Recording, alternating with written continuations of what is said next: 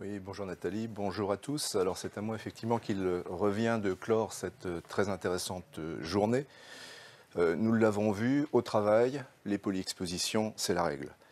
Nous en avions tous plus ou moins conscience, mais mieux le formaliser permet d'essayer d'aller plus loin, ou tout du moins d'essayer d'aller plus loin en termes de prévention des risques professionnels.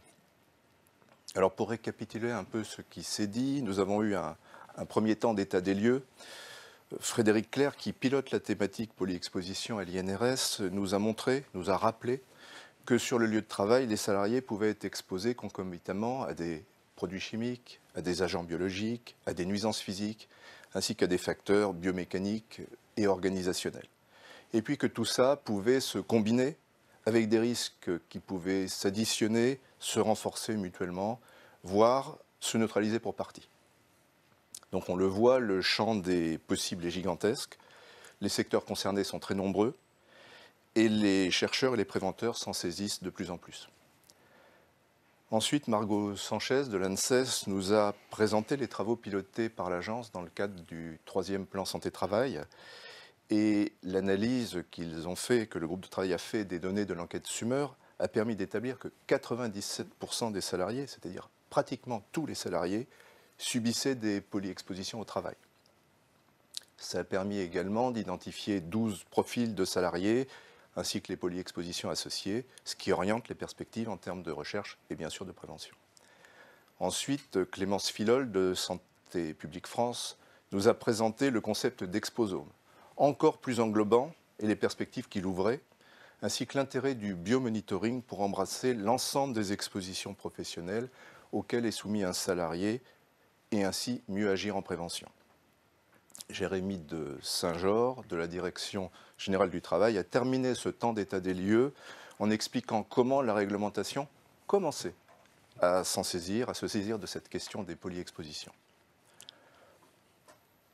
Après, dans un deuxième temps, on a parlé des modèles et des outils disponibles applicables aux polyexpositions chimiques, essentiellement, qui ont été présentés avec des applications pratiques. David Vernet d'Unisanté a fait un point très intéressant sur les modèles disponibles pour agréger les multiples données dont on dispose concernant les expositions professionnelles, mais avec les limites et les défis que présente l'exercice aujourd'hui. Laureline Coates a ensuite présenté Mixi France, développé par l'INRS sur la base d'un outil canadien préexistant. Je le souligne, il s'agit d'un des rares outils opérationnels de gestion des polyexpositions chimie-chimie, qui permet de repérer les situations susceptibles d'être à risque du fait de la polyexposition et ainsi de prioriser l'action en prévention. Marie Chevalier et Delphine Bouvet d'Airbus ont d'ailleurs décrit comment Mixi France a pu les aider à prendre en compte la polyexposition chimique lors de la fabrication des avions, avec des limites, d'autres limites, celles que constitue la seule prise en compte pour l'instant des substances soumises à valeur limite d'exposition professionnelle, la non prise en compte de leur concentration, de leur quantité et des conditions d'exposition. Donc c'est vraiment un outil qui permet d'orienter l'action, mais il a l'avantage d'exister.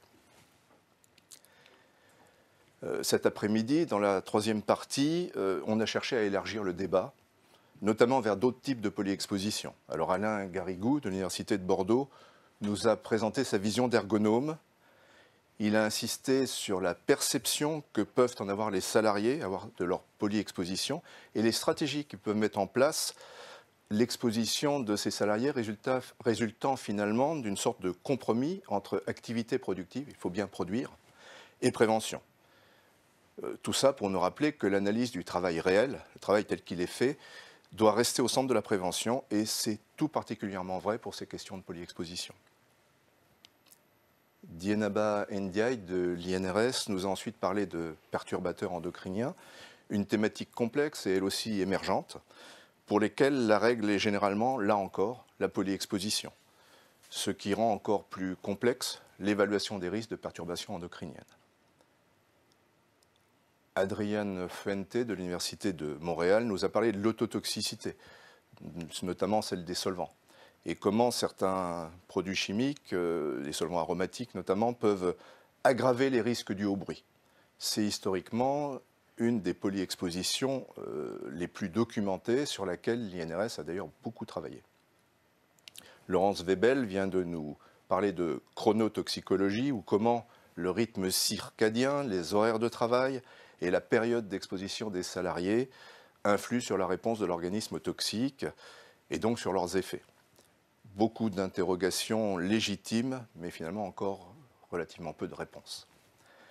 Catherine Brugnot de la CARSAT Bourgogne-Franche-Comté vient de nous parler d'un cas terrain de polyexposition, avec notamment une exposition à des agents chimiques et des agents biologiques.